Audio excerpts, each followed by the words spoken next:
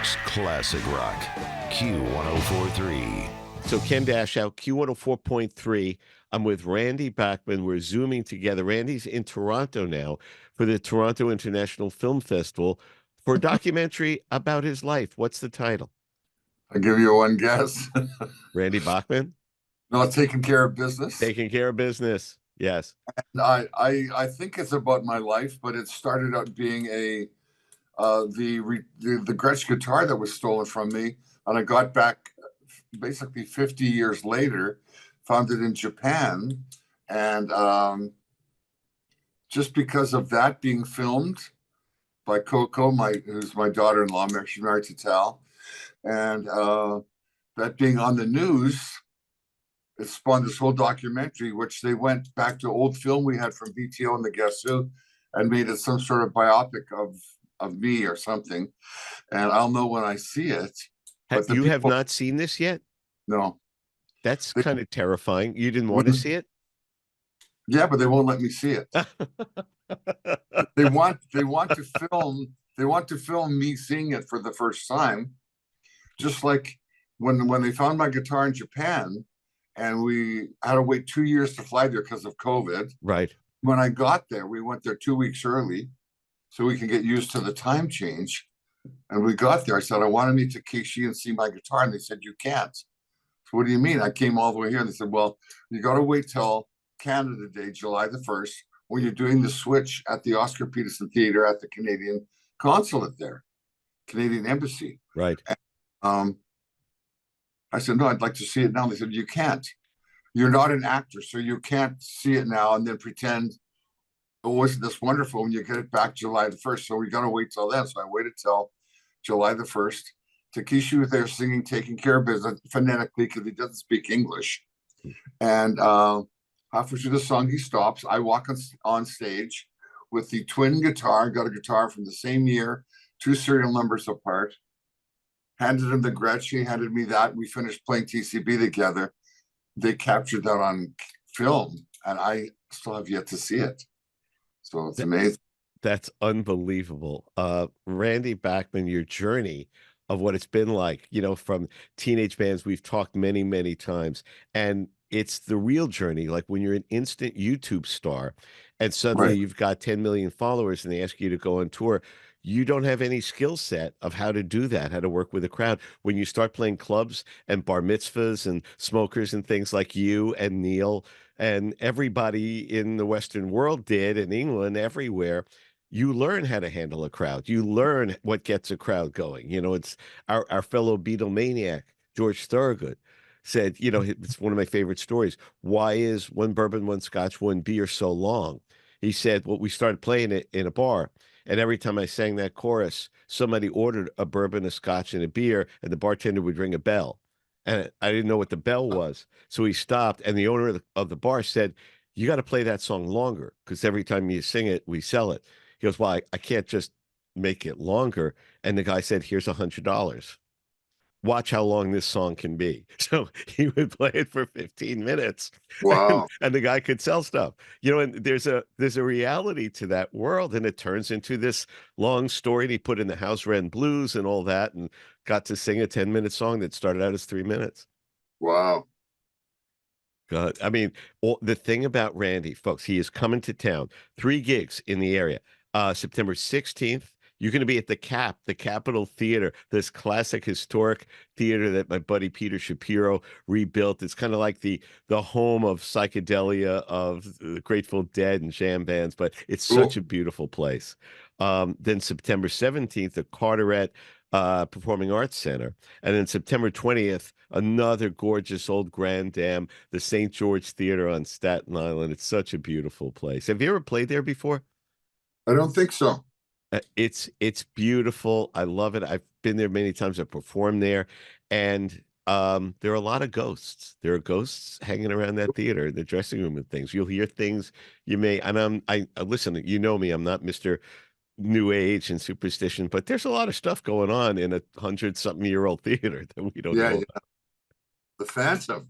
Great. So if you guys have never seen Randy and Bachman Turner Overdrive or Randy as a solo band, your stories about every song are the biggest sitcom moments I've ever seen. If you actually wrote a sitcom about a band and how these songs came about, no one would ever believe it. They'd say, this is just ridiculous. And I think that's a big part of what's going to make this documentary, Taking Care of Business, amazing. Did they interview you about the songs and the stories? They got stuff that I didn't know existed. I've got 50 years of archives that are, you'll remember this, high eight, low eight, VHS, Betacam. Do you know what I mean? Oh, they've got all of this. My father took family photos, with the wind up little Yeah, camera. sure. We all had those. Yeah. And they've got all that stuff and put it together.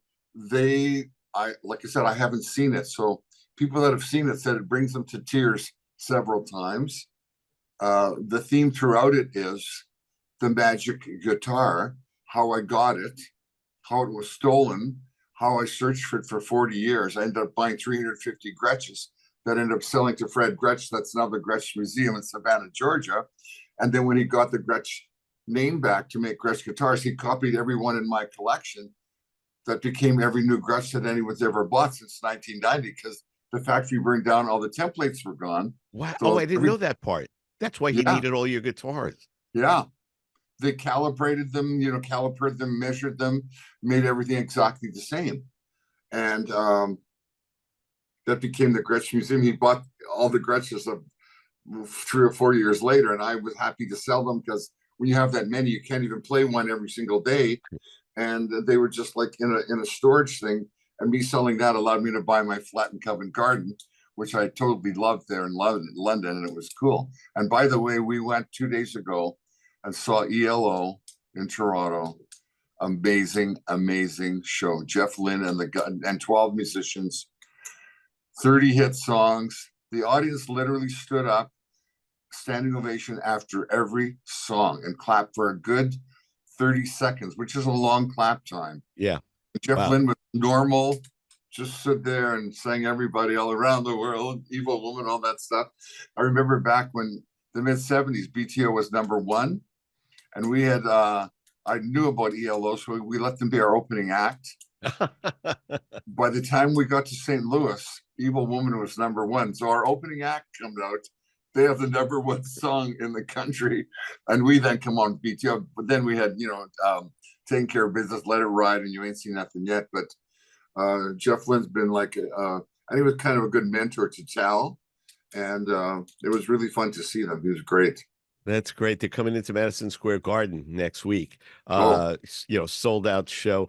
And, classic rock is alive and well, thank God. I really think just the rock band games, with the Beatles coming out in the rock band thing, and with the movies like Guardians of the Galaxy, all the soundtracks are classic rock. And I don't care how you listened, how you found Q1043, how you found the music, as long as you heard the music and realized what real music sounds like, what somebody actually playing an instrument and singing live to you, not through a computer, how amazing that is. That a younger generation found that. Do you see that at the concerts? You're seeing a younger audience come and grooving on it? yeah, I see that, and they know all the songs. Like you said, they're in video games and they're everywhere else. I also see a new appreciation for real musicians. I also see an appreciation for mistakes. People come to see you crash. They want to see a mistake. They want to see something that hasn't been done 30 times and auto-tuned and auto-corrected and auto-metered, put in time and everything.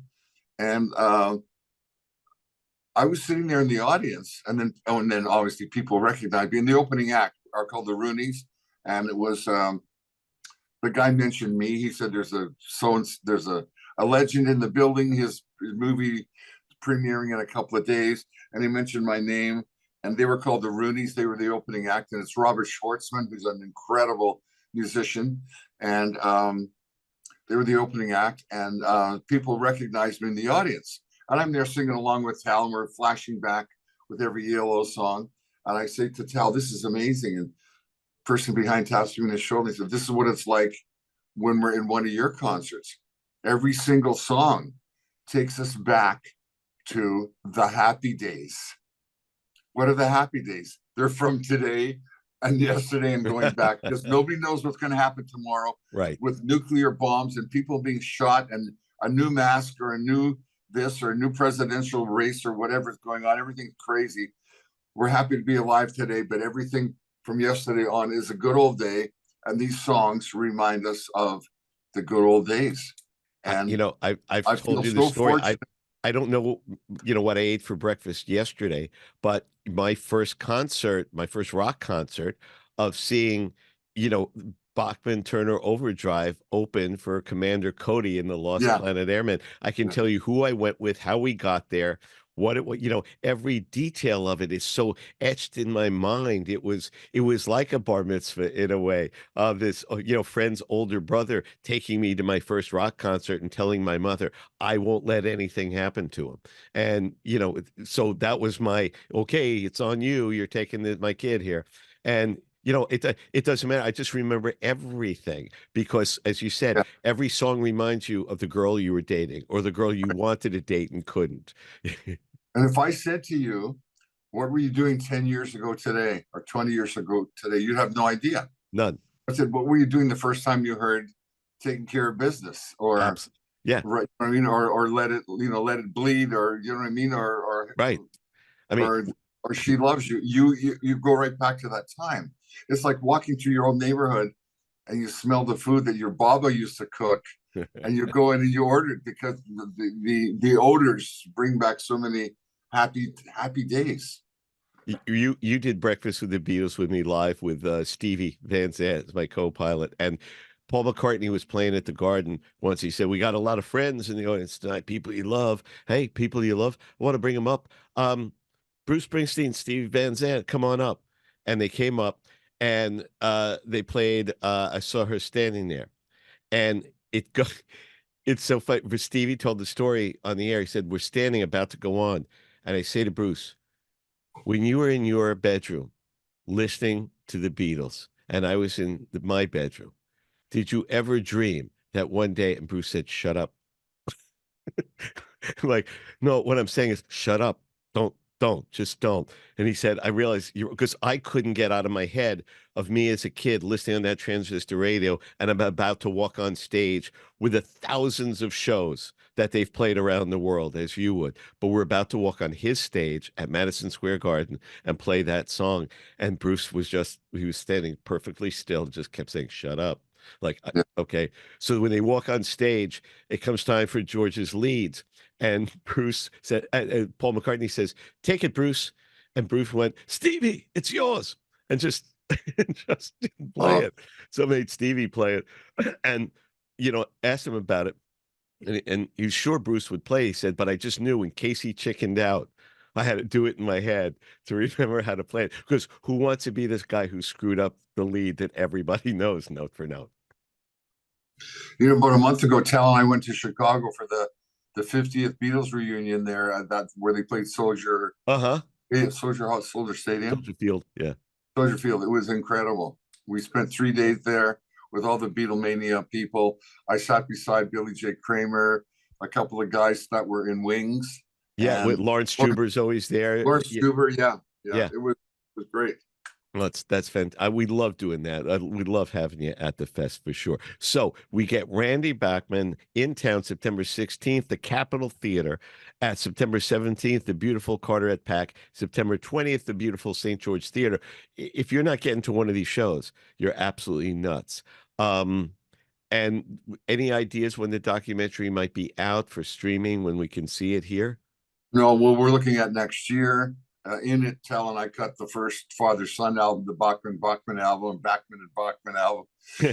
uh, Looking forward to it all happening. We're having like big dinners here tonight with all guys who want to invest in the movie and guys who are bidding on it for whatever Showtime or Right, Netflix, right. things like that. So that's kind of what these things are all about. And so our premiere is Thursday. After that, we play 3 songs, just to entertain everybody. Obviously, playing "Taking Care of Business." Right. We're doing "She's So High" and another song that's from the documentary. And Okay. when we're playing around New York, it's the full film. All the video behind, all the archival stuff. So when I'm telling the stories, that you probably have seen this, when I'm telling the story, you can see the visuals of it from 68, 69, 73, 74, BTO, the Guess Who World Tour, all that kind of stuff. So it's a multi whatever Right. visuals audio Multimedia. multimedia show, and we're looking forward to playing these theaters that are like classical rooms. Yeah. That for decades and almost 100 years have had great music played in them. And I'm so glad these places get restored. There's nothing like the ceilings. It's like walking into the Sistine Chapel. Yes. You know what I mean? It's like they were all built as palaces back then in the turn of the century. You know, your life wasn't good, but you walked into this glowing palace, whether you're going for a movie or sometimes there was a live band, then a movie. And, that was your night to escape the drudgery of, your daily in it, just to restore it. Like I said, I know the St. George Theater well, Capitol Theater, Peter Shapiro did it all. Before we go, as you know, Randy's band before BTO was called the Guess Who. And finally, that Randy and Burton Cummings, the people who wrote the songs and the dialogue, have gotten the name the Guess Who back. Congratulations. God. Thank you. I feel very blessed. I've got, unfortunately, through my brother's passing away, I've got BTO back. So we're touring now as BTO, and BTO fans are going crazy. They're emailing us about doing, deep album tracks that were their favorite that never really got top 40 play, but maybe got a lot of album play. So we're doing a lot of that stuff, and we're preparing that the following year was going to be the return of the Guess Who, with about like Jeff Lynne, with maybe 35 songs, a good 2-hour show of bam bam bam bam bam hit hit hit hit hit. It was like really incredible to there's been a time when in 10 days when I took my family and kids, I blew like 30 grand. You're buying tickets. We all went to see McCartney, and within 10 days, Queen, Dido, and ELO. And it was amazing. And to see ELO again after COVID, because before COVID, right, just as good, great, incredible band. It gave me faith in myself and what's going on. I'm in the big 8-0 club now. But congratulations. So is Jagger. When I saw the Stones with you and Jane there, it really restored my faith in. Yeah. We didn't die before we got old. In fact, there's a thing that I was saying I love. We're too old to die young, right? That perfect. And who's stopping? Like you said, we saw the Stones together. Paul's touring, Ringo's touring. He's older than all of us. Nobody's stopping. It's what I've always said.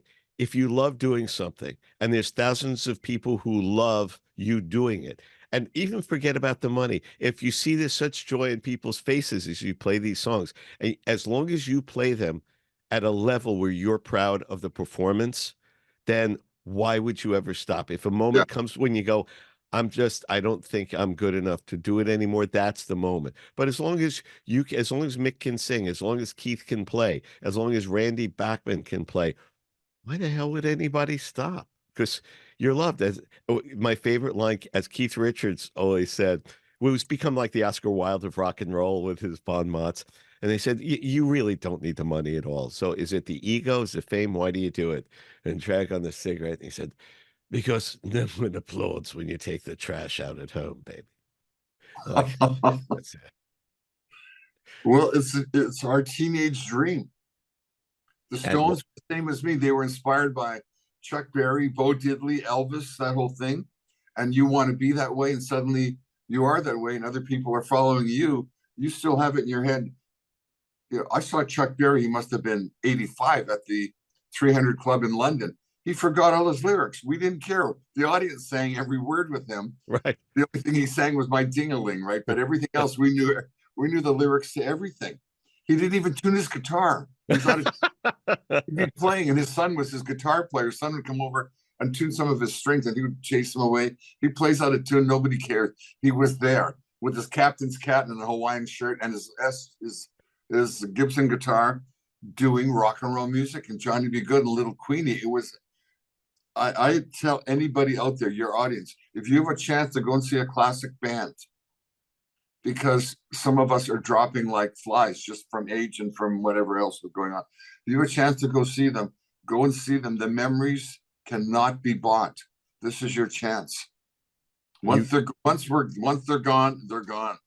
You gave me that gift years back, and so many shows I waffled on, I don't know, and now I'm so glad I did, because I took that to heart, from Tony Bennett to anybody, to Leonard Cohen, to anybody who's in town, because you put it in my head. Just go see it, because you don't know when you'll get another chance. So go see Randy and BTO. September 16th, Capitol Theater, Portchester. September 17th, the Carteret Pack. And September 20th, I'll be there on the Rock, the St. George Theater on Staten Island. Congrats on the documentary. I can't wait to see it when it comes here. We'll see you there soon. Bye-bye. New York's classic rock, Q1043.